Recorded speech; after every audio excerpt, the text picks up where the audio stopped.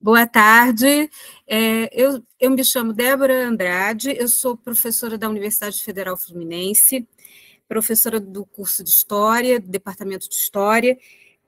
Esse é o canal Política, Cultura, História e Cultura, o LAPOC, e nós temos estamos realizando uma série de palestras com convidados especiais, e a palestra de hoje vai ser com a professora Danila Aguiar. Eu vou apresentá-la. A palestra intitulada Interpretações na América Latina, Diálogos entre Marxismo e Decolonidade. A professora é professora adjunta da Universidade Federal da Paraíba, tem doutorado em Ciências Sociais pela Universidade Federal de Campina Grande, tem pós-doutorado em Sociologia Contemporânea pela UFRN, em Ciências Sociais pela Unicamp. Ela é pesquisadora do Grupo de Estudos Praxis, Estado e Luta de Classes. É pesquisadora do grupo também, Laboratório de Educação, Novas Tecnologias e Estudos Étnico-Raciais. E ela pesquisa temas como movimentos sociais e marxismo na América Latina, teoria pós-colonial, estudos subalternos e decolonidades, entre outros temas. Ela tem mais de 20 artigos e capítulos de livro, e é autora do livro Estado, Governos, Pós-Neoliberalismos e Luta de Classes na América Latina, a agonia dos atalhos nos caminhos da mudança social. Então, eu vou passar agora para a professora Danila, que vai começar a sua palestra, depois passamos às perguntas da audiência. Obrigada, Débora, pelo convite, pela apresentação. Boa tarde para todo mundo que está acompanhando aqui com a gente agora, né? E posteriormente para quem estiver assistindo no canal. Eu me chamo Danila, como já foi dito. Fiquei muito animada, né, quando eu recebi o convite da Débora, que é a coordenadora do LAPOC.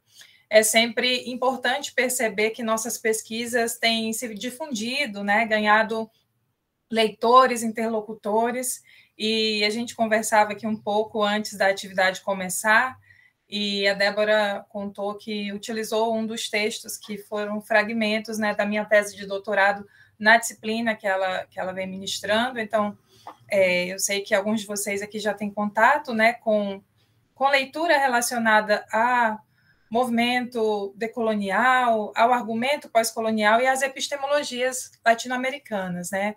Esse foi o meu tema de tese de doutorado, e justamente na minha tese, né, defendida em 2017, eu procurei ali entender um pouco quais eram as relações, né, se era possível estabelecer algum tipo de diálogo frutífero entre a perspectiva decolonial e o marxismo, né? Claro, para isso também me debrucei diante de toda a heterogeneidade, né, presente no movimento decolonial, essa agenda de pesquisa, né, que a gente vai discutir um pouco hoje, e que aqui no Brasil a gente tem uma recepção tardia, né, ainda desse debate relacionado, por exemplo, a outros países na América Latina que já estão pensando os limites e as tensões, né, dentro da decolonialidade. Bom, para hoje, a ideia é que a gente traga aqui nesse momento de apresentação algumas observações, né, sobre a agenda de pesquisa decolonial e as aproximações e dissidências, né, com o marxismo e com a própria relação com a recepção do marxismo na América Latina. E dentro disso, o primeiro aspecto que é muito importante de se destacar e que eu gostaria de destacar é justamente essa não homogeneidade, né? Nem na perspectiva decolonial, nem no marxismo. E há uma diversidade institucional, geracional, disciplinar e, principalmente, de conclusões políticas, né, entre os principais representantes do chamado giro decolonial. E, sem dúvida, né, mesmo com essa tardia recepção no Brasil, esse argumento metodológico, né, tem se popularizado um pouco mais no meio acadêmico, claro que de forma também distinta em cada área do saber, chega primeiro ali na linguística, na educação, nas ciências sociais. Débora me contava que um pouco agora na história, né, se começa a falar também a partir dessa perspectiva crítica. E uma outra observação também que é válido destacar logo de pronto é que não há uma proximidade direta ou não existem, na verdade, autores decoloniais que abertamente se reivindicam marxistas. A gente tem aqui, e é sobre isso que eu quero conversar com vocês, né, que a gente dialogue, algumas proximidades metodológicas da perspectiva decolonial com o marxismo, né, e com o marxismo não hegemônico, com o marxismo em sua vertente não eurocêntrica. Mas, dentro dessas curiosidades, né, a respeito do marxismo, da recepção do marxismo na América Latina, sempre me interessou também entender, por exemplo, como os marxistas que vieram depois de Marx, de Engels, abordaram as questões políticas reais colocadas pelo domínio colonial da Europa, da América do Norte, em África, Ásia, na América Latina, né, como toda a tradição marxista tem dialogado a partir de uma possibilidade de não fechar a exclusividade da classe operária como único sujeito revolucionário. Então, é nesse rechaço ao domínio colonial, né, ao meu ver, que reside aí uma convergência entre essas duas perspectivas aqui levantadas, né? E postular o próprio conceito de colonialidade como um conceito-chave para a compreensão da nossa realidade representa também um avanço importante, né, na análise concreta da nossa sociedade, e mesmo dentro de uma perspectiva crítica e política, a gente entende essa enorme contribuição do movimento decolonial, né? E essa grande contribuição, né, pensar o que é a colonialidade, vem de um desses representantes, do peruano Aníbal Quijano, e essa perspectiva da colonialidade, né, que nos permite também pensar avanços numa teoria sociológica contemporânea, com teoria crítica, e também a partir de uma perspectiva marxista. Mas, antes de tudo, é importante também a gente entender de onde surge o movimento decolonial, né? Qual é o contexto político, quais são as discussões, né, que formam ali aquele terreno fértil para o desenvolvimento da perspectiva decolonial. E esse conjunto, né, diversos de autores.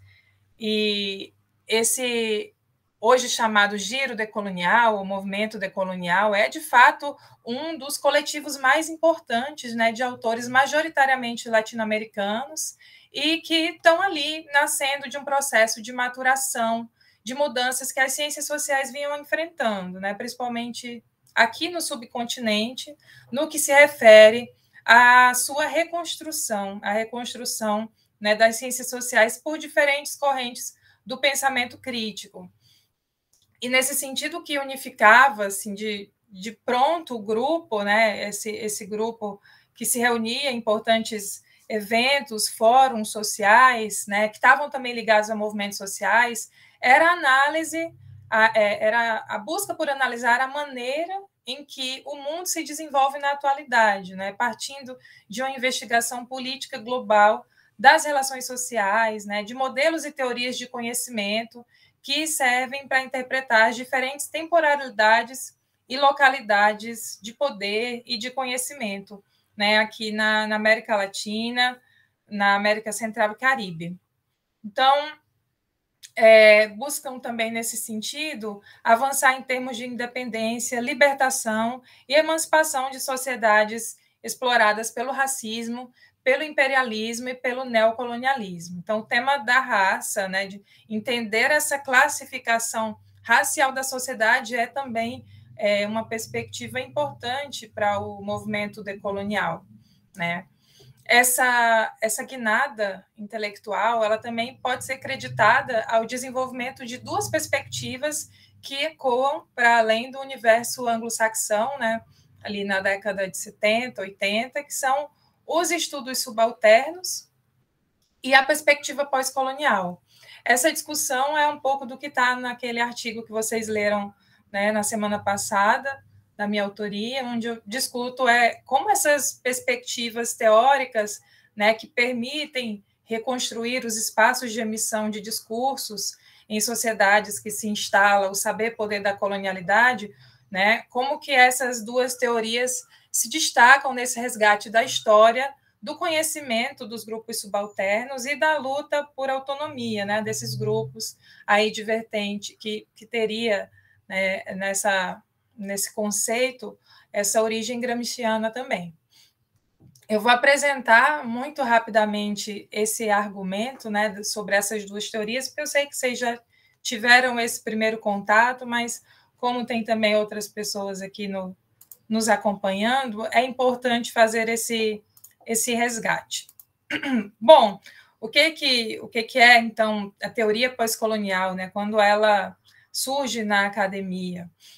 A expansão da teoria pós-colonial se dá fundamentalmente com a obra Orientalismo, que é lançada em 1978 pelo palestino Eduard Said, e essa obra, né, refletiu com mais afinco sobre uma divisão que Said chama de divisão geográfica imaginária do mundo, né, em que estamos imersos.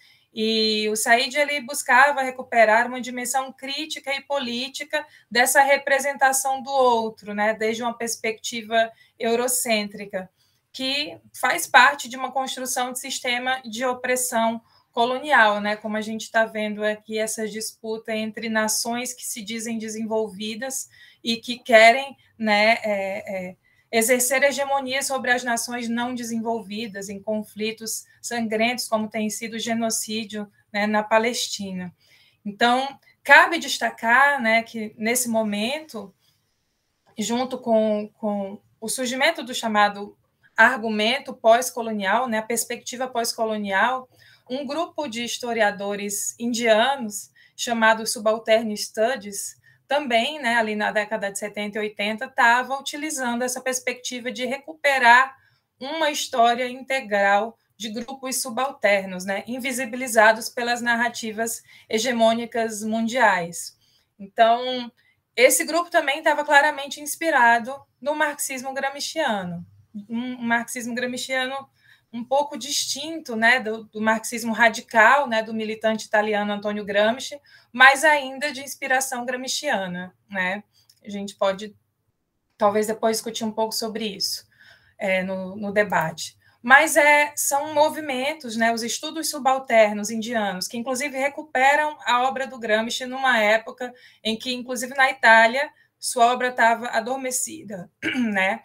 E, junto com a obra do Said, com também a obra da indiana Gayatri Spivak, Pode o Subalterno Falar? Aquele livrinho curtinho, né, que é um discurso, também são dois movimentos, né, são duas perspectivas que estão ali sacudindo o papel, né, sacudindo a academia e criticando também o papel dos intelectuais, né, dos intelectuais ocidentais, e problematizando o sujeito subalterno, né, a prática do intelectual pós-colonial, né, e se referindo também a sujeitos que não podem ser ouvidos, que não têm voz, né, o papel dos intelectuais, né, em compactuar ainda com o colonialismo, com a colonialidade. Então, essas duas perspectivas, né, pós-colonial e estudos subalternos, elas ganham primeiro um destaque, né, no mundo anglo-saxão, chegam, né, nos estudos das humanidades, principalmente ali num grupo, né, nos Estados Unidos que chamava Culturas Estrangeiras, né, onde se abriu espaço para estudar pós-modernismo, estudos culturais, teoria feminista e, claro, teoria pós-colonial e estudos subalternos. Nesse momento, haviam alguns intelectuais latino-americanos também, né, nesse grupo de culturas estrangeiras. E esses intelectuais latino-americanos, eles, né, foram também absorvendo um pouco dessa crítica epistemológica e teórica que estava respondendo a mudanças que o mundo estava enfrentando, né, em termos de domínio colonial, né.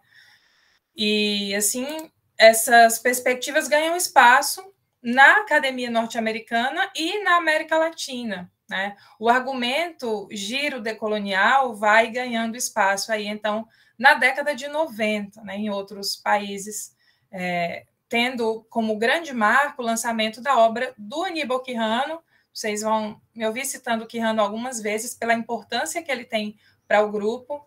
Em 92, ele lança uma obra de título Colonialidade, Modernidade, Racionalidade, que assume justamente esse compromisso ideológico com os periféricos, né?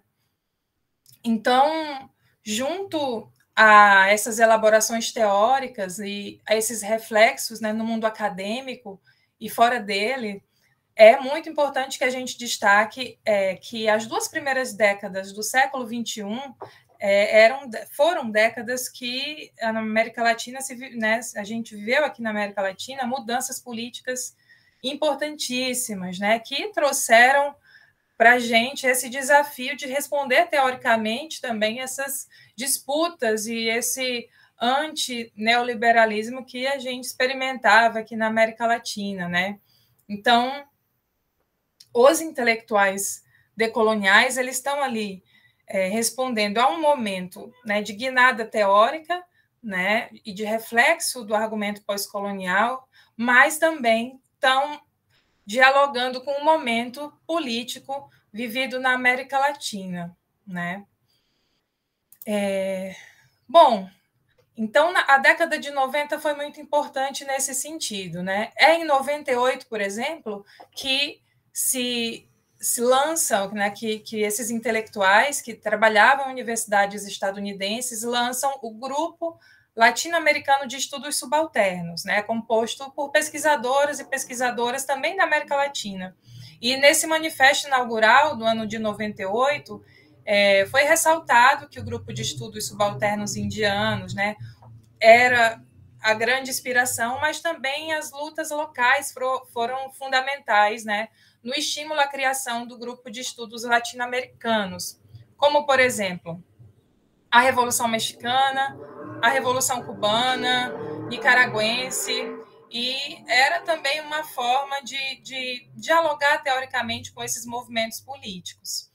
Posteriormente, o Grupo Latino-Americano de Estudos Subalternos se modifica, né, para Grupo Modernidade e Colonialidade, que é como eles, né, se identificam ainda hoje, e ainda é um grupo de investigação bem diverso. Eu vou destacar alguns dos principais, né, componentes desse grupo, que foram os que eu tive mais proximidade, né, na minha escrita de tese, e aí a gente pode também prestar atenção nessa diversidade geracional, né, de área teórica. Então, os principais deles são o semiótico argentino Walter Mignolo, o sociólogo venezuelano Edgar Lander, o antropólogo colombiano Arturo Escobar, o filósofo argentino Henrique Dussel, Fernando Coronil, também antropólogo venezuelano, o sociólogo estadunidense Immanuel Wallerstein, o Aníbal Quirrano, já falei algumas vezes, né, sociólogo peruano. Esses faziam parte, né, do grupo clássico da década de 90.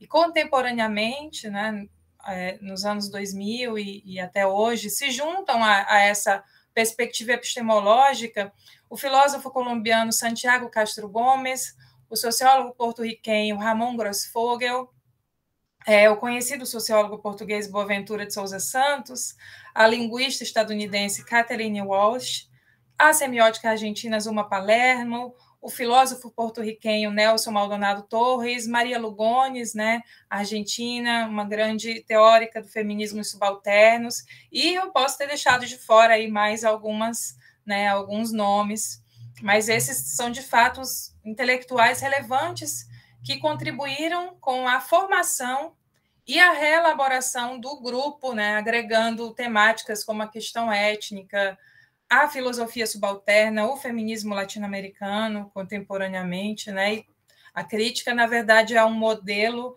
eurocentrado, heteronormativo e cristão, né? Então, são perspectivas, né, eurocêntricas que aparecem a partir de diversos marcadores, né? Então, vocês devem ter percebido aqui nessa lista que eu falei, a presença forte da Argentina e do México, né, em que eles concentraram a produção teórica anti-eurocêntricas a partir de uma perspectiva crítica. Por outro lado, a gente percebe também a ausência do Brasil, né, nessa gama de autores decoloniais. Bom, não sei se eu estou indo rápido, se está tudo ok até agora. Eu estou fazendo essa recuperação, né, mais teórica, e aí, agora, nesse segundo momento da fala, a ideia é pensar os tensionamentos e os limites, né, as críticas à perspectiva decolonial. Então, eu vou terminar essa primeira parte de apresentação para pensar as divergências, né, substantivas dentre os próprios membros do grupo, né? Bom, nesse momento, né, em que esses autores se reuniram primeiro, com esse manifesto inaugural, na década de 90, não foi um movimento menor, né? Eles estavam muito ligados a um debate mundial, né, relacionado a uma crítica colonial, mas também a atuação dos movimentos sociais que sacudiam a região e rechaçavam o neoliberalismo, né, e que nos anos 2000 tem esse ápice. Né? Esse momento de crise do neoliberalismo estimulou interpretações sobre a formação social do subcontinente, também debates sobre a questão da desigualdade e da diversidade, né, e da multiculturalidade. E aí, nesse momento, foi imprescindível a interseção entre classe e raça como temas essenciais. E a gente pode destacar, né, como esse momento de mudanças, né, no cenário político latino-americano, antes mesmo da eleição do Hugo Chávez na Venezuela, né, que inaugura a chamada onda rosa dos governos latino-americanos, mas antes disso, os movimentos sociais, né, que estavam, de fato, estimulando novos governos, né, e novas formas de representação que, né, respondessem às suas demandas. Então, o movimento piqueteiro na Argentina, o movimento cocaleiro na Bolívia, o movimento indígena peruano e equatoriano, o MST no Brasil.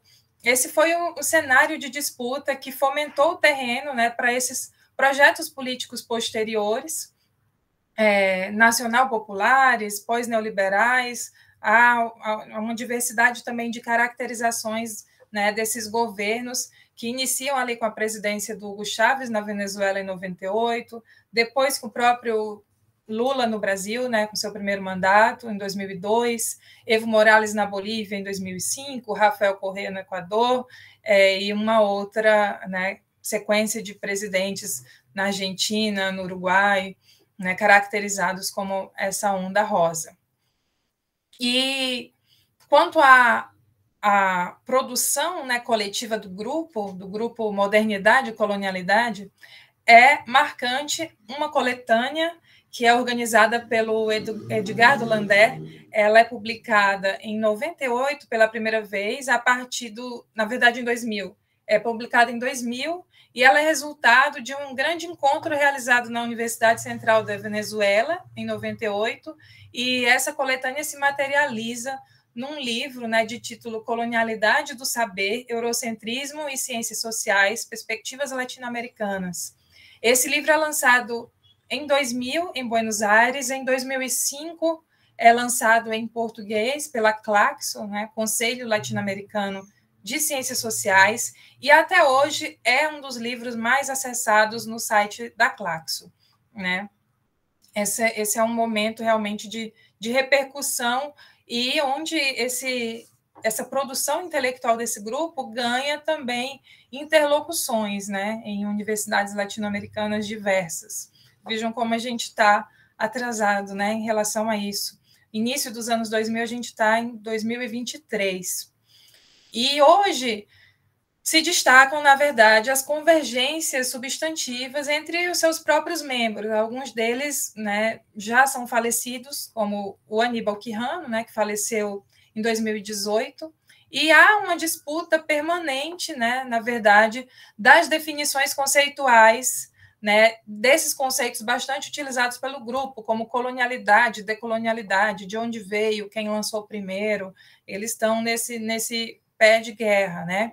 Cabe mencionar nesse sentido de divergências entre eles, né, e foi esse também um argumento que eu trouxe na minha tese, que existe, na verdade, uma primeira separação, né, desde do início, que são aqueles autores decoloniais mais distantes do marxismo, né, inclusive antimarxistas em alguma medida, e os autores decoloniais clássicos, que, em certa medida, principalmente a partir de suas metodologias, dialogam com o marxismo. Eu destaco, né, entre os antimarxistas, o Walter Mignolo. Ele é cunhador de um termo chamado pensamento fronteiriço, que eles falam que é desse termo que surge o termo decolonial. O pensamento fronteiriço, para o Mignolo, é uma perspectiva, é um pensamento, né, que não pode ignorar o pensamento da modernidade, mas que tampouco pode subjugar-se a ele, ainda que o pensamento moderno seja de esquerda ou progressista. Então, ele lança ali uma crítica igual, né, à direita e à esquerda política, aos militantes latino-americanos, né, de esquerda, né. Também se destacam como antimarxistas Edgar Lander, Grossfogel. São autores que salientam, na verdade, a necessidade de rompimento com todas as grandes narrativas mundiais. E eles incluem o marxismo como algo homogêneo e dentro dessas grandes narrativas eurocêntricas também, né? E muitas vezes essa crítica decolonial antimarxista reproduziu, né, através das obras desses autores, uma leitura estreita do marxismo, que é a leitura dominante na América Latina, ou, pelo menos, vulgarmente mais expandida, né, seja nas suas variantes social-democrata como stalinistas. Esses autores decoloniais aqui descritos chamam ao debate algumas categorias, na minha interpretação, que já foram trabalhadas na perspectiva marxista, né? E mesmo que não sejam postas como sinônimos, na sua essência, se apresentam como semelhantes. Então, há uma crítica profunda ao marxismo e um desconhecimento do que o marxismo anti-eurocêntrico ou do marxismo latino-americano realizou, né? Por exemplo, categorias trabalhadas por Gramsci, né, podem ser identificadas, né, tirando o antimarxismo, com o que Mignolo fala, né, quando ele fala da importância da manutenção de uma matriz teórica colonial de poder para o exercício da colonialidade, né? O que seria essa matriz colonial de poder, senão o exercício de hegemonia que Gramsci descreve, né, nos Cadernos do Cárcere? Quando ele destaca, por exemplo, a importância de se avançar, né, o Mignolo, num projeto descolonizador das ciências, no saber, né, algo que também trabalhado pelo Edgar Lander, nós podemos entender que o Gramsci também fez esse movimento quando ele estava elaborando a importância do papel dos intelectuais, né, como cimento histórico de um novo bloco hegemônico no poder, né.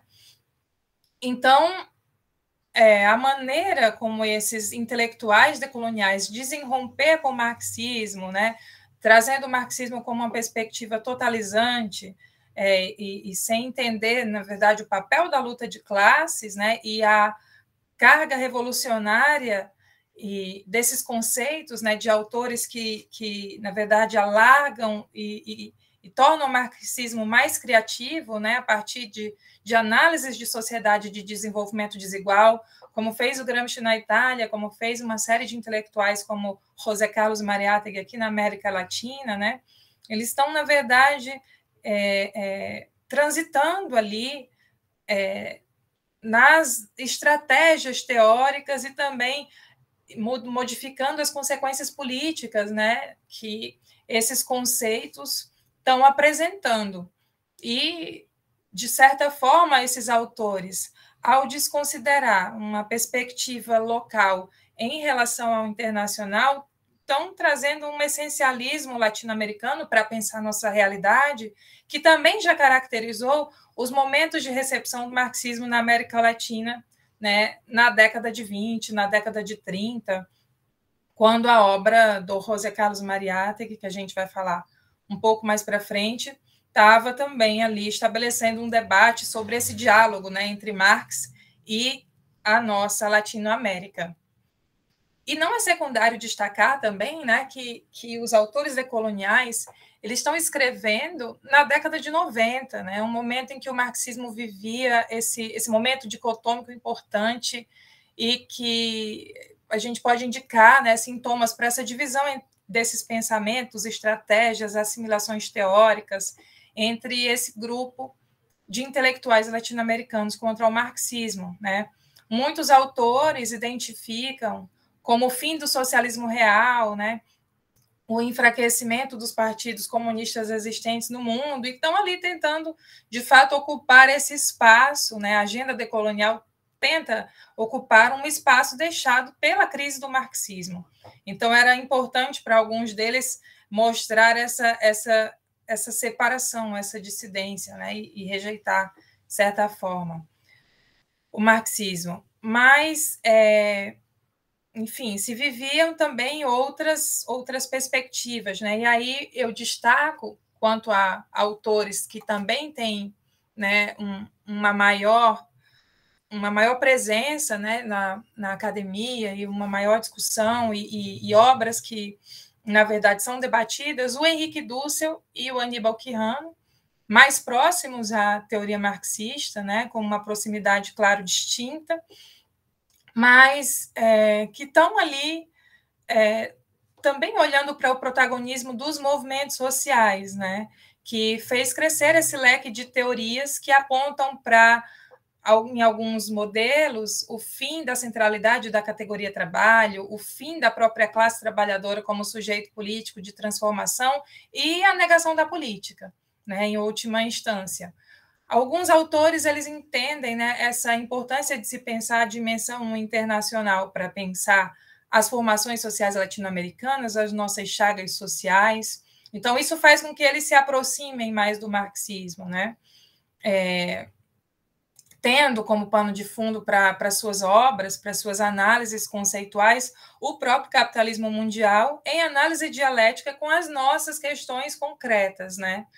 Por exemplo, o Henrique Dussel, né, esse é um filósofo argentino que foi exilado para o México. Ele desenvolveu, e a gente precisa conhecer muito do Henrique Dussel, ele tem uma obra importantíssima, ele é um dos caras que mais conhece Marx no mundo, lendo inclusive do alemão, e a gente conhece muito pouco do que ele produz, né, porque ele ainda está vivo, inclusive. Ele lança, em 1975, vejam, é anterior, inclusive, ao movimento decolonial, uma primeira obra, né, que ganha essa projeção, que é a filosofia da libertação na América Latina. Ele propõe uma mudança no ponto de partida do estudo, né, tendo como base o oprimido, indo de encontro às tendências modernas da época. Ele buscava, nesse sentido, se libertar das ideologias de dominação, né, a partir da filosofia, e também da situação de dependência. Ele estava realizando, né, desde a década de 70, e se junta ao movimento decolonial, nesse desafio, né, que é um desafio interdisciplinar, de efetuar um giro descolonizador, uma guinada, né, descolonizadora no saber, na teoria social latino-americana, que modificaria a forma de se produzir saberes, né, partindo também, né, da dialética da totalidade para suas formulações. A proximidade do Dussel com Marx se dá através da filosofia, mas também ele estudou com muita seriedade, não só o Grundrisse, mas a economia política de Marx, né? Ele tem uma importância e tem uma proximidade com a teologia da libertação, né? Com a filosofia da libertação, que se transforma no cristianismo da libertação, teologia da libertação, essa junção do marxismo com o cristianismo, né? Enfim, então, discutido pelo Michel Louis em algumas obras. E ele se aproxima da teologia da libertação, mas também da teoria da dependência, a partir do marxismo, né? ele entende essas duas, são duas de suas fontes. Ele descobre, por exemplo, a categoria de povo pobre, né, que é uma categoria bastante utilizada, né, por um cristianismo da libertação na América Latina, e o Dussel ele encontra em Marx o instrumental teórico crítico para essa compreensão da realidade de sua região, né, para ele entender por que aqui, no que ele chama, né, a periferia do mundo, por que existe uma pobreza, né, tão elevada, por que existe uma grande maioria de gente pobre, né, no sul global. Então, ele vai, né, se aproximar da teoria da dependência, né, para entender essa transferência de valor para o centro e como essa transferência de valor condiciona, né, essa maioria dos seres humanos à subsunção pelo capital, alienando-se da sua própria cultura e também, né, dos meios para reproduzir a própria vida. Bom, ele vai assim se aproximando, né, desse estudo dos que seriam os marginalizados e excluídos do sistema capitalista dominante. Deixa eu olhar aqui meu tempo. Tudo tá ok, né, Débora? Bom, então o Henrique Dussel, né, essa ética da libertação do Dussel nasce da leitura de Marx, né? O Aníbal Quijano, por sua vez, que eu destaco como o mais conhecido dos autores decoloniais, né, o que impulsiona realmente uma sociologia crítica nos últimos tempos na América Latina, né, sua obra já ganhou uma estabilidade, já é bastante debatida há algum tempo, publicada, né, em diversas línguas.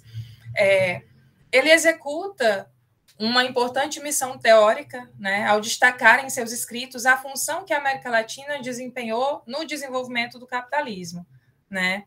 Por isso, também é importante, e eu destaco sempre como que o Quijano é central para o grupo Modernidade e Colonialidade, né? Porque é ele que lança o conceito colonialidade do poder.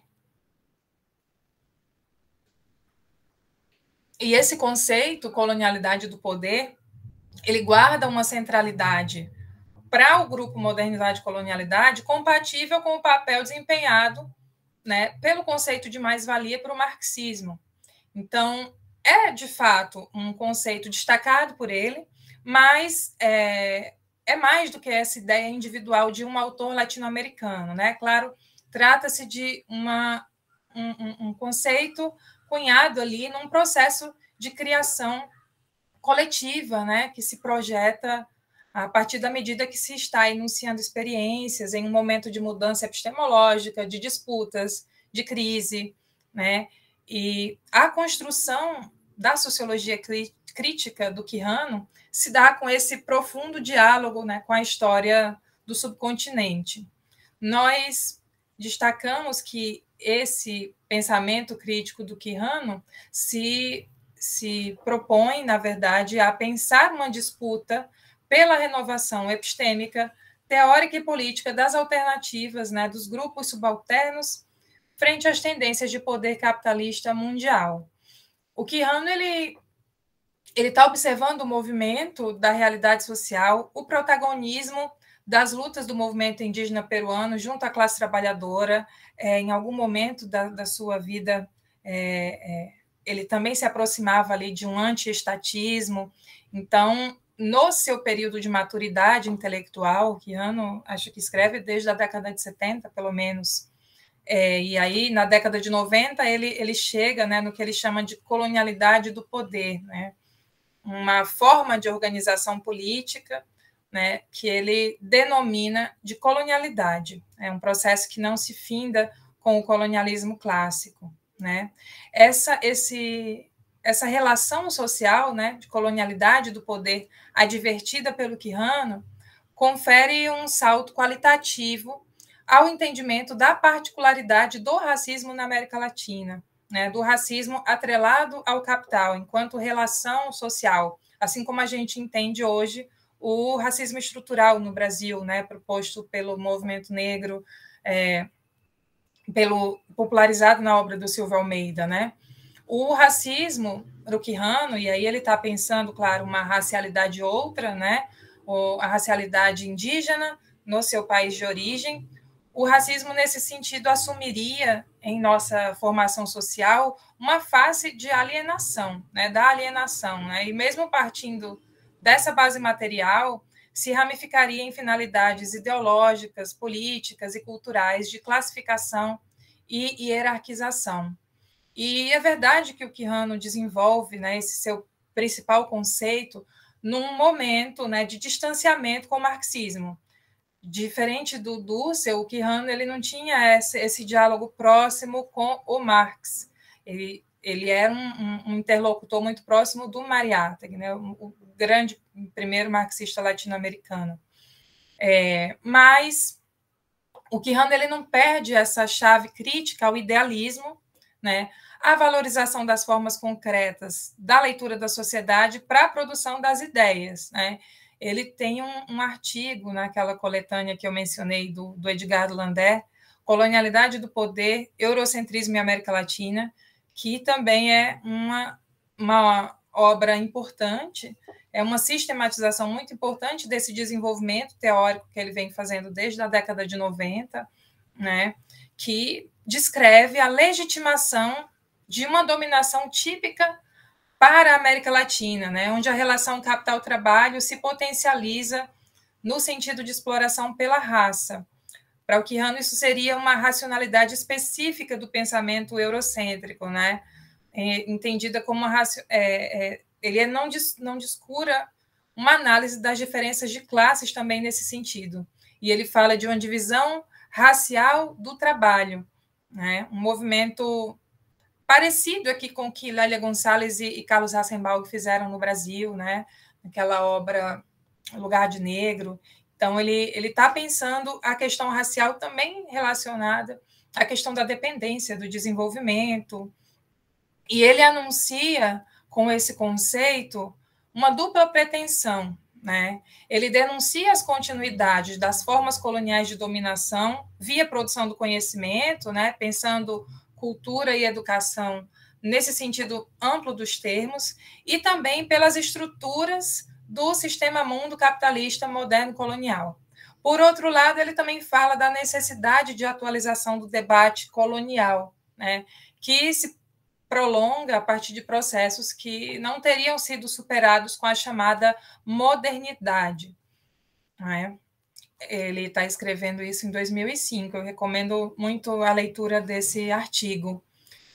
No Quijano, o que eu destaco é a historicidade, né, característica do seu pensamento. E isso é uma premissa marxista também, né? O autor, ele, nesse sentido, não parece representar, entre os intelectuais dessa corrente decolonial, um antimarxismo ou um essencialismo latino-americano, nessa sua nacionalização do pensamento, né? O Quijano ele pensa uma relação dialética de centro e periferia, né?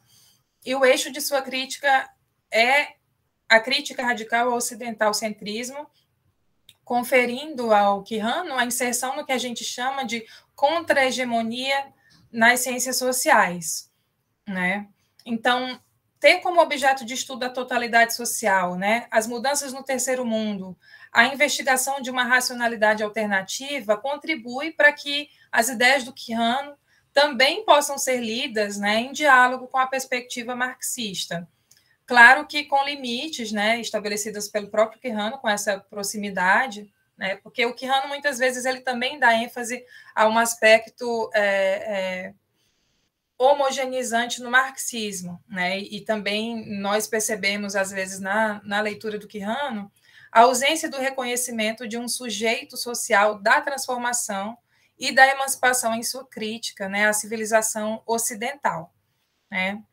E essa ausência de um sujeito político que possa, né, levar a cabo uma transformação social faz com que, pelo menos de forma aparente, em suas conclusões políticas, a gente não enxergue essa possibilidade de transformação da sociedade, né, como a gente via, por exemplo, nas conclusões políticas do José Carlos Mariátegui. O José Carlos Mariátegui, esse sim, era um marxista convicto e confesso, como ele dizia, também peruano, um autor que debatia a partir das ideias, né, socialistas, o diálogo de Marx para a América Latina, sem perder de vista também as especificidades do desenvolvimento, né, do capitalismo no Peru. Ele tem um livro importantíssimo chamado 7 Ensaios de Interpretação da Realidade Peruana, e esse é um livro que é a primeira análise de uma formação social latino-americana, né, do Peru. E eu considero o Mariátegui um decolonial na raiz do termo, né? E o Mariátegui, ele remete-nos, com sua permanente inclinação à polêmica, à necessidade de resgatar a contradição e o pensamento crítico no desenvolvimento do pensamento marxista. Ele é um autor muito criativo, né, dentro desse diálogo de Marx com a América Andina.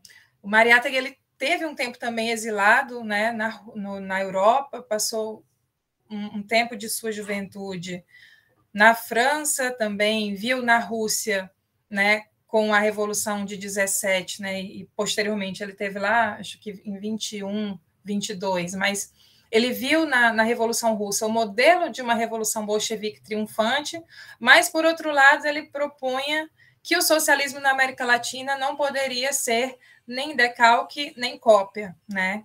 Na sua estadia na Europa, na verdade, o Mariátegui, ele se depara com uma concepção que nos persegue, né, até os dias de hoje, que ainda é atual, que ele se depara com um mundo que não reconhece a América Latina, nem o que ela significa, nem o que ela produz, né, no campo científico, literário, cultural. E, a partir de então, ele utiliza todo um arsenal teórico marxista para atentar para as especificidades das lutas de classes no Peru, né? Eu já estou aqui falando um pouco do Mariátegui, lembrando que ele não... a gente está discutindo, né, o Mariátegui em um outro momento político, mas o Quijano, ele é um dos grandes propagadores, né, da obra do Mariátegui no Peru, cita bastante o Mariátegui em suas obras, né, justamente pela crítica que o Mariátegui faz a uma linearidade, né, de uma racionalidade específica eurocêntrica, ao idealismo. E o Mariátegui, ele pôde manter viva, né, essa aplicação do materialismo histórico e dialético à análise de uma situação concreta, buscando essas determinações que compõem a totalidade social e as particularidades regionais do Peru, né? Ele refletiu, claro, a partir de um marxismo anti-stalinista, antiburocrático e anti-etapista na América Latina, que não é o marxismo hegemônico, e possivelmente por isso, por muito tempo, determinadas correntes do marxismo latino-americano tiveram e ainda têm uma dificuldade em pensar Mariátegui como esse grande nome do marxismo mundial, né? E o Quijano foi também um dos grandes difusores dessas ideias mariáteguistas, né? Para o Quijano, a leitura de Marx do Mariátegui, né, se fazia de uma maneira claramente autônoma, isso para ele era muito importante, e ele descobre em Mariátegui uma originalidade histórica, né, e, consequentemente, teórica da experiência latino-americana, que não pode ser entendida apenas em função de uma experiência europeia, né, de uma visão eurocentrada, que era a visão dominante do marxismo dos anos 20. Então, diante dessas postulações, o que se pode afirmar é que, certamente, Quijano entendia esse diálogo construtivo das premissas marxistas, né, no Mariátegui. E, obviamente, a partir de formas não mecânicas, né, também desligada das leituras deterministas de condicionamento da superestrutura pela estrutura econômica, mas o Quijano afirma, né, o que Quijano afirma é que o Mariátegui pode ser lido do ponto de vista de uma relação dialética, né, entre essas dimensões simbólicas e materiais de reprodução da vida, né? Então, ele, de certa forma, se aproxima também do marxismo de Mariátegui. para ir concluindo, eu vi aqui que o meu tempo correu. A interseção entre classe e raça atravessou o marxismo latino-americano e também atravessa a perspectiva decolonial, né? E por isso nos parece importante que o argumento decolonial, enquanto uma ferramenta teórica, não seja confundido com um essencialismo latino-americano, que também caracterizou esse debate eurocêntrico, né, entre exotizar a América Latina e desconsiderar todas as narrativas mundiais, incluindo o marxismo.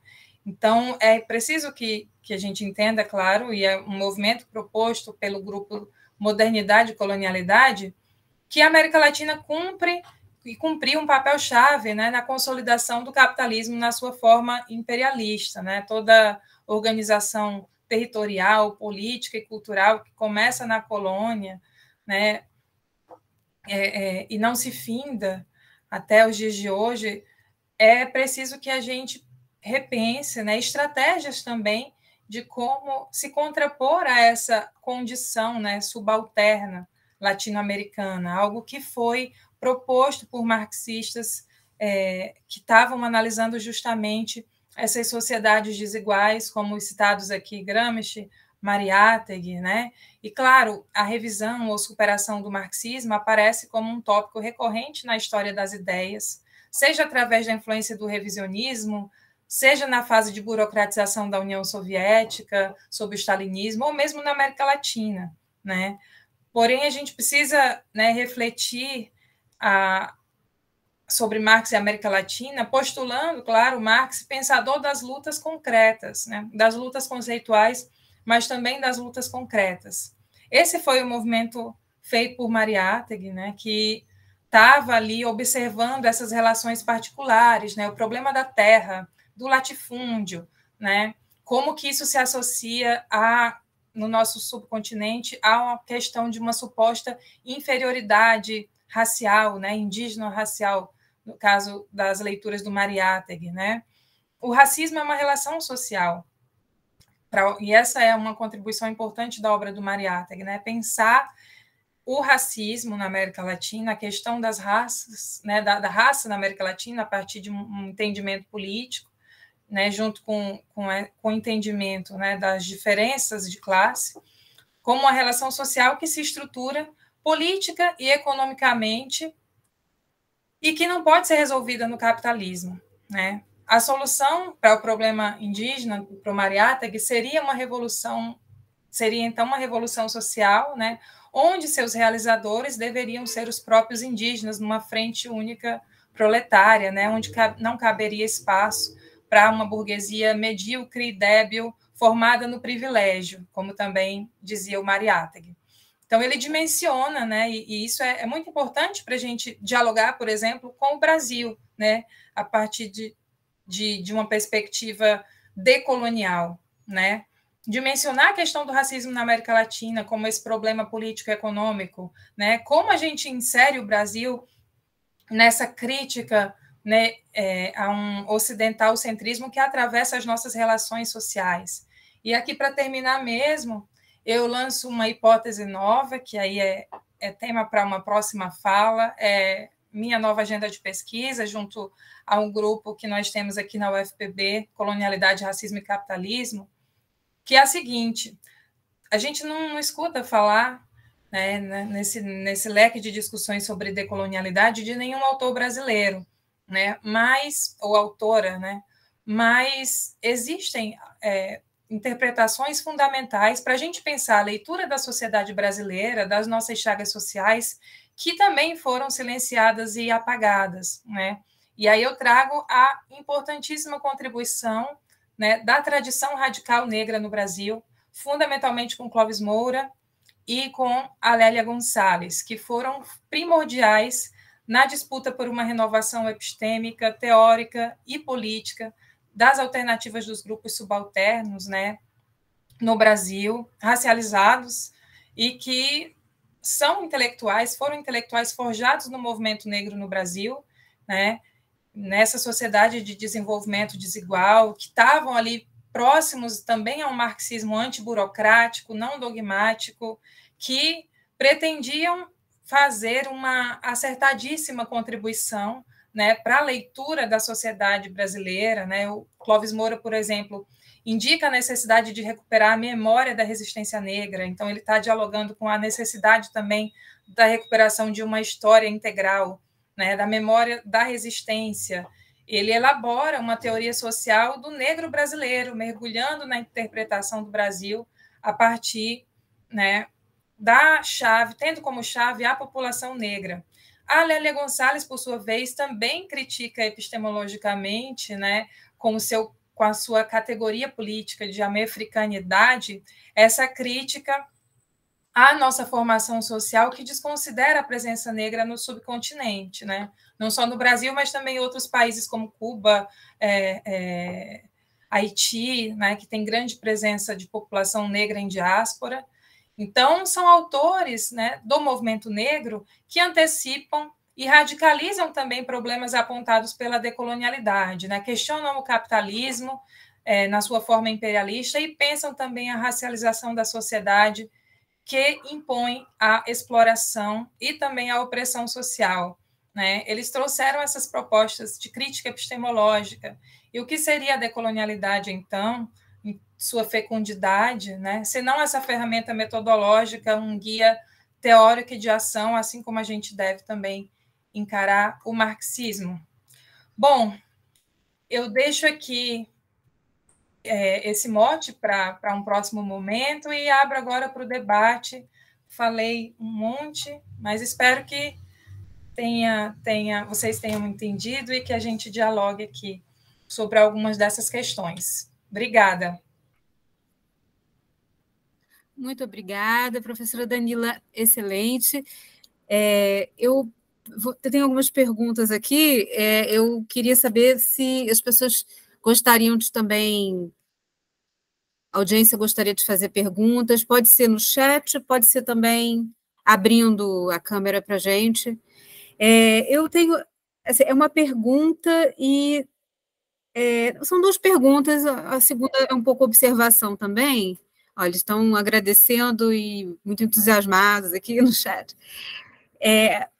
Você diria que essa geração, né, que se descolou dos estudos subalternos e fundou o grupo Colonialidade, Modernidade, eles seriam mais marcados por uma influência teórica do Foucault, e em contraposição à do Gramsci, né, que é uma referência muito importante para os estudos subalternos, fora o Dussel e o Quijano, que você mencionou, que tem uma relação, Quijano com a divulgação do Mariátegui, né, e o Dussel com um sólido conhecimento sobre Marx, será que eles teriam, então, mais essa...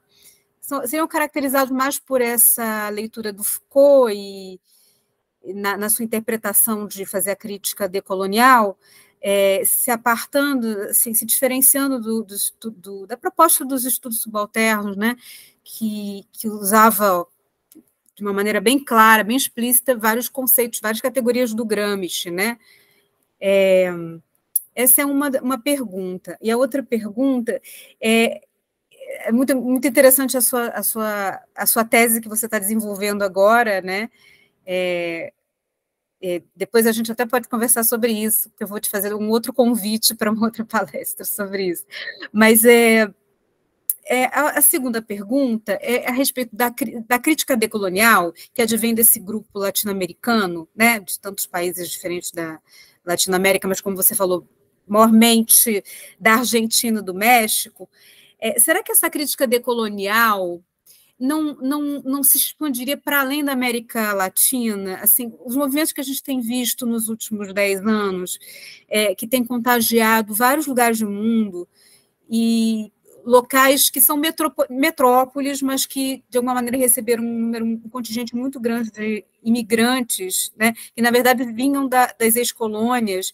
Então, eles lidam com a questão do multiculturalismo, que nós não precisamos lidar, porque nós já somos, né, multiculturais desde o começo, mas será que esses lugares, inclusive lugares que são metrópoles, né, estão se dando conta, as populações estão se dando conta também da continuidade das relações coloniais, quer dizer, então essa crítica decolonial, ela não seria, ela não transbordaria para além das fronteiras da própria, né, valeriam para pensar não apenas a Latinoamérica, mas a África, os próprios países metropolitanos, né, as populações desses países, Ásia, Austrália, né, Canadá. Queria que você discorresse sobre isso. Você quer responder e depois eu passo a outras perguntas, ou eu leio todas as perguntas, não sei o que no chat, se alguém comentou alguma coisa no chat. Só tem elogios aqui. Tem uma pergunta. Você gostaria que eu lesse? E você responde. Pode ser, que aí a gente vai ver se tem esse primeiro bloco, né, com mais algumas. O Igor menciona assim, a palestra foi ótima, eu gostaria de saber como podemos aproximar essa corrente de pensamento para os alunos de segundo segmento ou ensino médio. Isso, é a pergunta do Igor. Tá. Acho que é a única, né, que tem, por enquanto. Por enquanto, sim. Certo. Deixa eu ver por onde começo.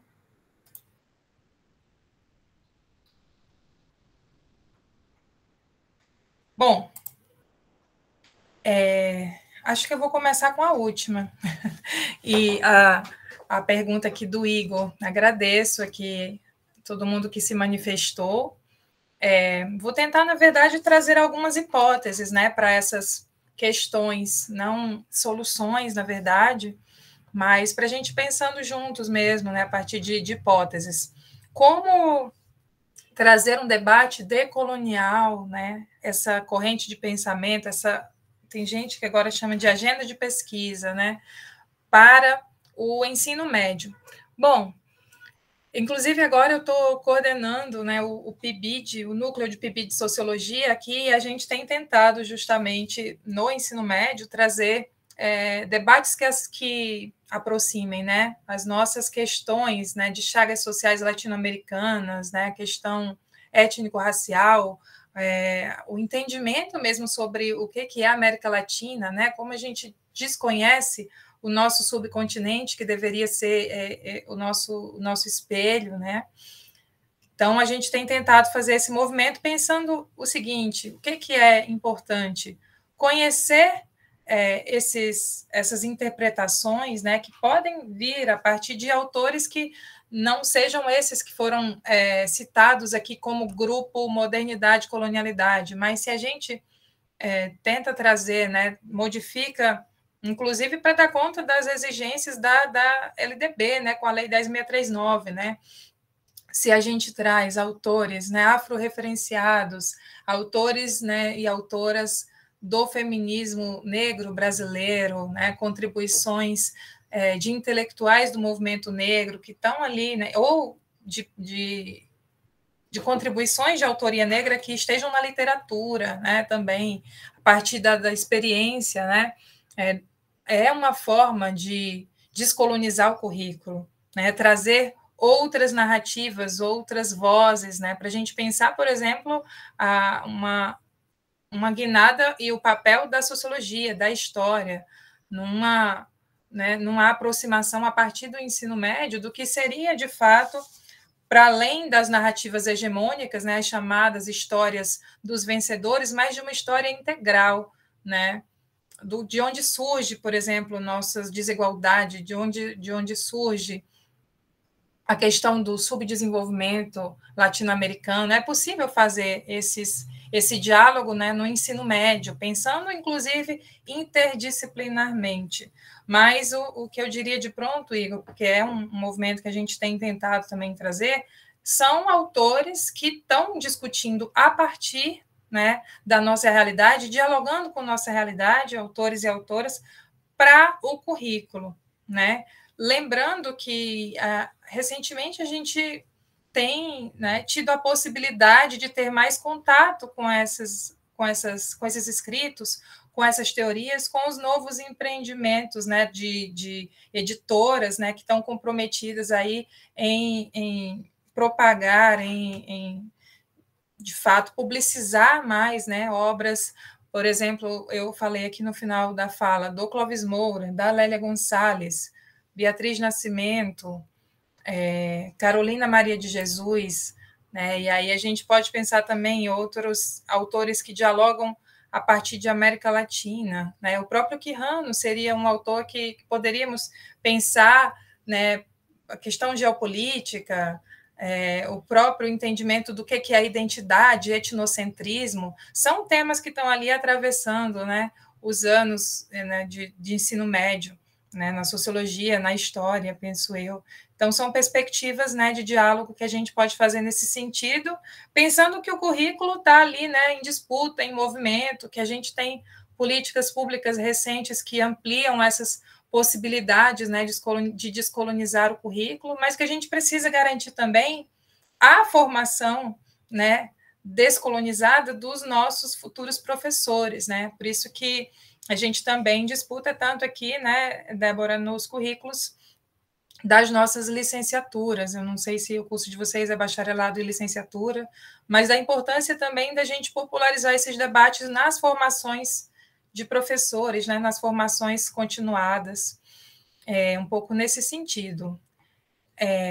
Como aproximar, acho que foi a segunda pergunta, né, que a Débora trouxe, como aproximar a perspectiva decolonial para outros lugares do mundo, pensando inclusive a atualidade, né, dessas questões neocoloniais, né, pensando os tão recentes movimentos de luta, né, pela libertação colonial em alguns países, inclusive, né, aqui da América Central, né, do Caribe.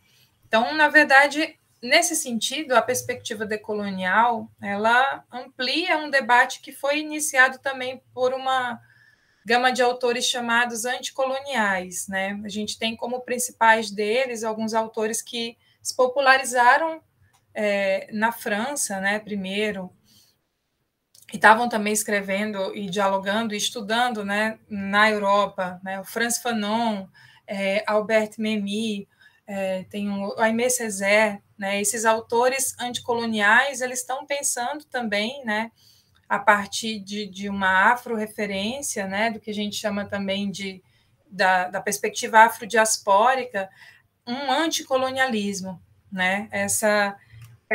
Na verdade, eles se aproximavam, né, de forma mais radical com a perspectiva de transformação da sociedade, né? O movimento anticolonial e as obras desses autores, né, que eu destaco, eles indicam ali, né, eles estão denunciando, né, a violência colonial e a violência contra a população, né, racializada, contra a população negra, também estão anunciando a partir das suas experiências, né, a forma de estar sempre em um não lugar, né, são autores que nascem, né, na Martinica, em Trinidad e Tobago, né, nesses países de colonização francesa, são educados no francês, vão estudar na Europa, quando chegam lá se descobrem, né, descobrem esse racismo e descobrem esse não lugar de não serem considerados, né, claro, franceses, europeus. Então, e vão se aproximar muito mais, né, de uma identidade africana e afrodiaspórica. E aí, nesse sentido, por exemplo, o Fanon ele vai se ligar muito com as lutas pela libertação colonial da Argélia, né? Ele falece antes de ver a independência da Argélia. Outros autores de tradição radical negra, né, que estão pensando essa perspectiva anticolonial, também estão muito ligados com uma militância, né? A gente tem, por exemplo, o Eric Williams, para falar um pouco assim mais com vocês, né, da história. Não sei se é um autor que já foi em algum momento discutido, né? Mas também estamos começando aqui no nosso grupo, Débora, também a conhecer um pouco mais dessa tradição, né, radical negra, que está dialogando a partir de uma metodologia anti-eurocêntrica com a perspectiva de transformação da sociedade, né? Então, sim, a gente já tem, né, esse movimento que seria decolonial, anticolonial, pensado para outros lugares, né, do chamado Sul Global. Porque eu estava pensando muito, nós discutimos muito, né, a parte do seu texto, o Said, né, Sim, que você sim. também menciona, e como ele é atual, né, como parece agora, mais com esse genocídio na Palestina, parece mais atual do que nunca, né? Quer dizer, desmascarou as relações neocoloniais, como elas existem e pulsam, né? Como elas existem de uma maneira muito forte e mascarada, né? Muito mascarada. E o Said é um dos que denunciavam desde sempre, embora ele também tenha ido morar na Inglaterra, depois nos Estados Unidos, quer dizer, ele também estava, como você falou, né? Ele estava fora do lugar onde ele nasceu, mas ele conseguiu olhar e militar, né? A favor, ativista, né? Dos direitos dos palestinos. Então, eu acho que muita gente foi buscar de novo os vídeos do Said, os livros do Said, para pensar agora, né? Sim, a atualidade do Said, de outros autores, né, que estão pensando também, né, a questão do mundo árabe, né, tem o Tariq Ali, tem uma série de autores que são ainda desconhecidos também, né, da gente, mas que estão, né, e aí o Said, nesse sentido, ele de fato se destaca, né, porque se fala muito hoje de intelectual e militante numa perspectiva separada, e o Said tampouco se afirmava como marxista, né, muito pelo contrário, apesar dele ter um respeito muito grande com a obra do Gramsci, né? Ele é quase que um antimarxista mesmo, mas ele falava, né, sobre essa importância da tomada de posição do intelectual, né, e esse envolvimento dele com a luta, né, e a gente vê resgatado aqui, né, algumas fotos, alguns vídeos dele. O Said já é falecido, mas de fato é um nome importantíssimo, uma obra densa, né, que a gente deve encarar, conhecer e pensar os limites também, mas as contribuições e a mudança que esse movimento pós-colonial, né, inaugurado pelo Said, propõe para a gente, né, ali dentro de um momento em que estava lendo, né, Foucault, né, e aí já entrando um pouco para a sua outra questão, mas também Gramsci, Lacan, né, como pensar, na verdade, Derrida, como que a corrente decolonial vai ali também, né, dentro dessa fratura, né, quem é que dentro dos estudos, né, da teoria dos estudos culturais, né, quem se aprofunda numa crítica ao imperialismo, quem, né, vai para um pensamento mais pós-moderno, né, pensando de fato o fim da luta de classes, o fim das chamadas, né, grandes narrativas históricas. Esse é um movimento, como você acertadamente indica, né, foi também realizado ali pelos autores decoloniais.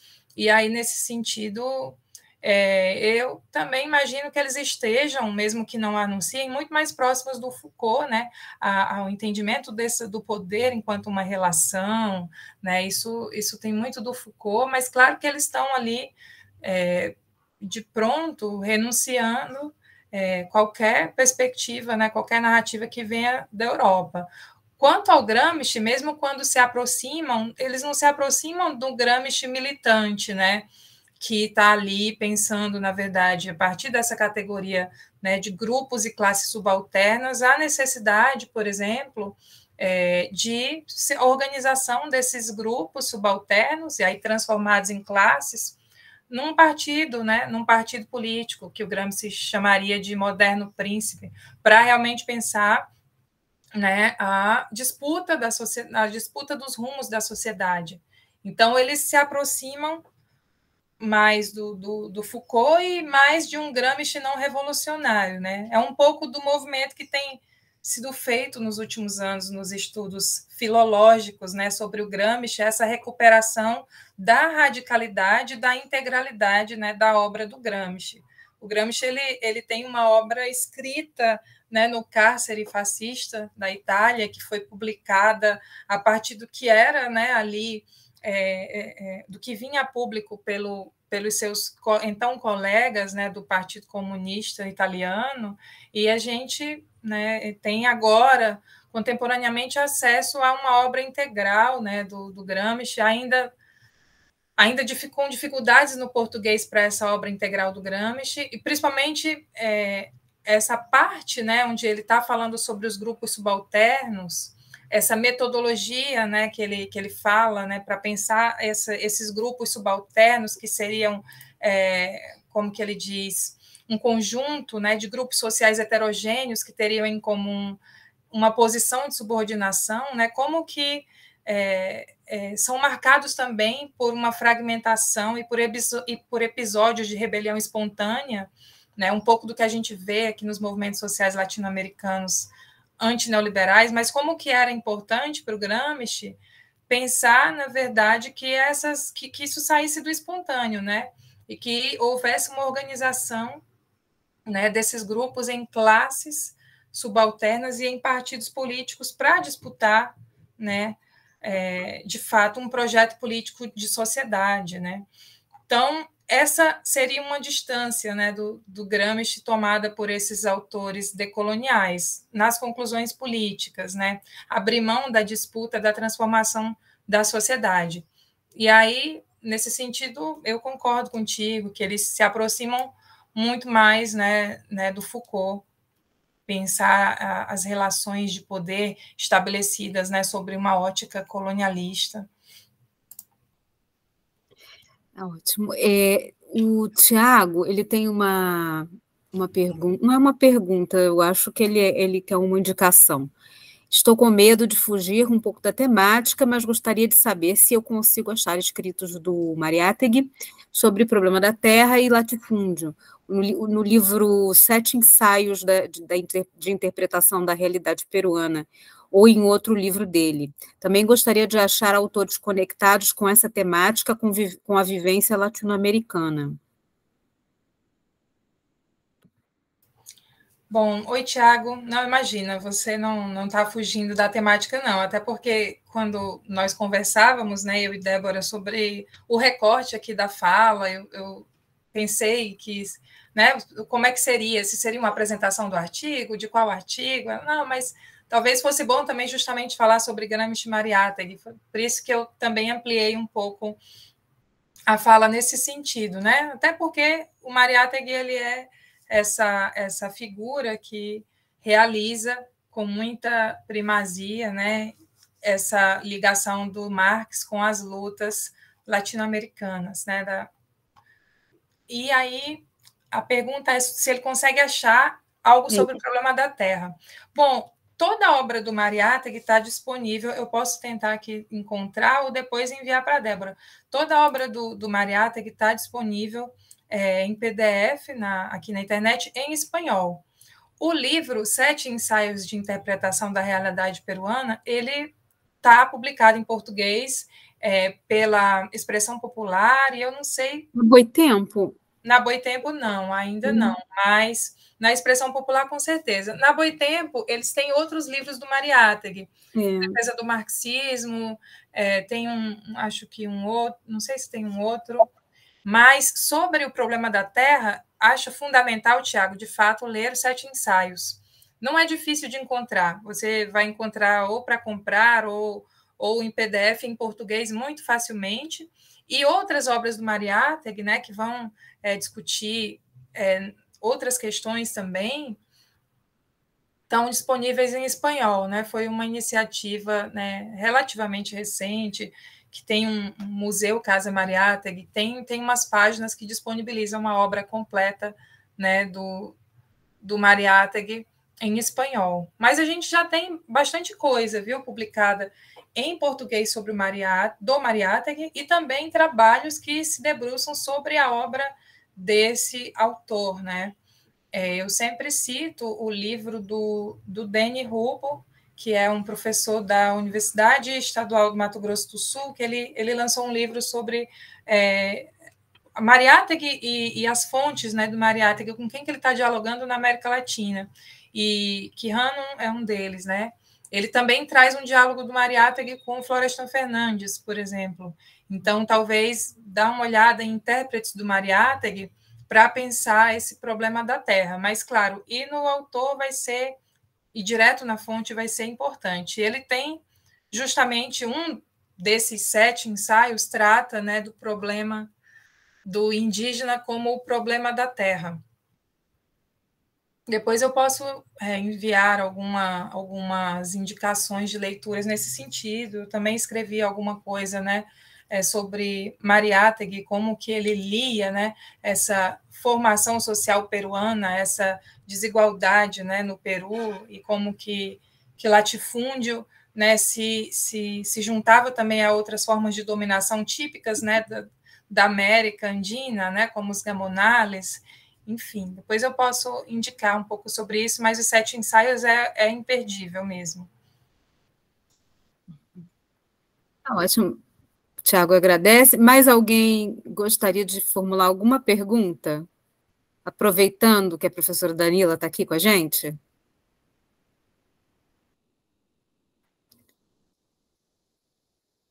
Não? Bom, então, você gostaria de falar alguma coisa para encerrar, professora? Sim, sim. Bom, estou aqui lendo também os agradecimentos. Eu que agradeço mais uma vez o convite, né, feito por Débora.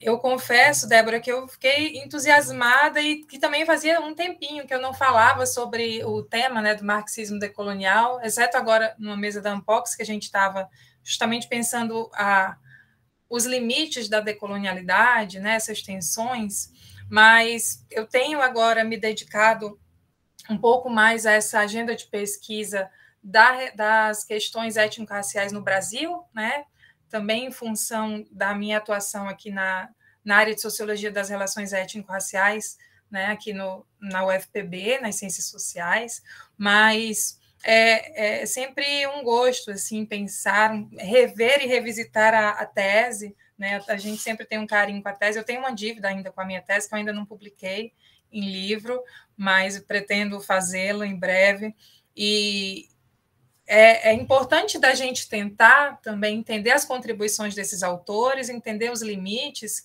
e eu busco, né, um pouco esse movimento último que eu destaco aqui, de abrasileirar esse debate, né? Como que nós aqui no Brasil, na história, nas ciências sociais, como que a gente pode se aproximar dessa perspectiva crítica, né? Dessa perspectiva metodológica, de crítica epistemológica a um saber que não dialoga com nossa realidade, né? Que não dialoga com as nossas chagas sociais e que não busca resolver os nossos problemas, né? E os nossos anseios de sociedade. Então, essa, para mim, é a grande contribuição da perspectiva decolonial e do marxismo, né? Então, quem que pode responder nessas questões de época para a gente? Quem que pode nos dar um prisma de leitura nesse sentido? Então, conhecer esses autores na fonte, né? Conhecer direto, né, esses autores, suas obras, né? Autores e autoras do movimento negro brasileiro, autores que dialogam a partir da perspectiva latino-americana, né? Que se aproximam também com a questão racial. Acho que é fundamental para a gente pensar realmente como não reproduzir, né, na nossa sala de aula, nas nossas disciplinas, no nosso fazer docente, vocês também, né, que estão aí em formação, pessoal da licenciatura, eu que eu também tenho dialogado muito com os meus alunos, como que a gente contribui, né, para essa transformação do currículo nesse sentido também, nesse sentido de crítica a uma perspectiva eurocêntrica que nos desconsidera, né, enquanto também criativos, também cheios de experiências, né, revolucionárias interessantíssimas, né? Então, que a gente conheça cada vez mais esses autores e autoras, né, seus limites e, fundamentalmente, suas contribuições também. Acho que é isso. Tá ótimo. Muito obrigada por colaborar. A gente precisa fazer muitas discussões no campo da história, porque o campo da história é muito marcado por esse colonialismo, né? Pelo colonialismo do saber, né? Como dizia o Quijano, e até a própria elaboração do currículo, né? Dos programas de estudo, eles se pautam por uma linha do tempo da sociedade, né, da sociedade, desenvolvimento das sociedades europeias. Então, a gente precisa romper com isso, né? Eu acho até mesmo descentralizar, né, essa narrativa histórica, temporal, e a discussão com a sociologia, ela tem sido assim, de uma enorme importância para isso, para a gente ter uma visão mais crítica sobre os nossos saberes, né, nosso campo de estudo. E muito obrigada por esse encontro, por esse momento. Eu vou interromper a gravação. Tá bom.